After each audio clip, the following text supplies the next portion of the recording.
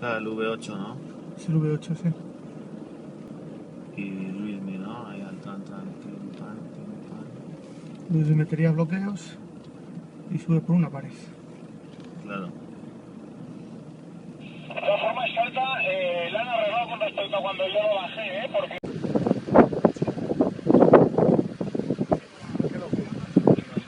Seguro muy sencillo de pasar, pero también muy sencillo de arreglar, hacer un agujero, pero así así te lo tapas. Hay sitios donde parece ser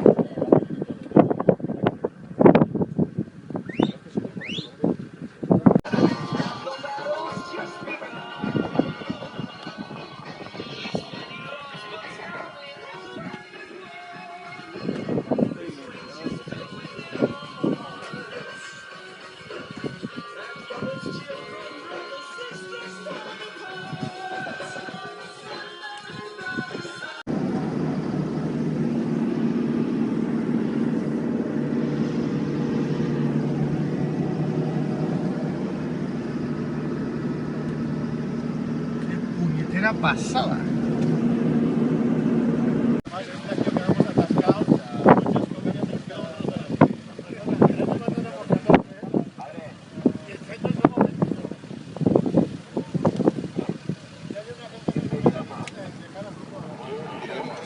¿Qué tal, Luismi? ¿Cómo vais?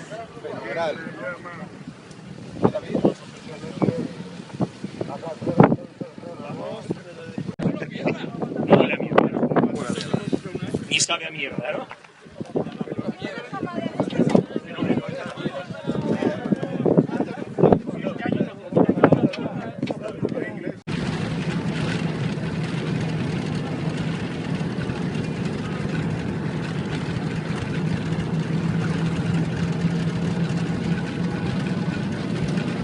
Dando 100 por hora por el web.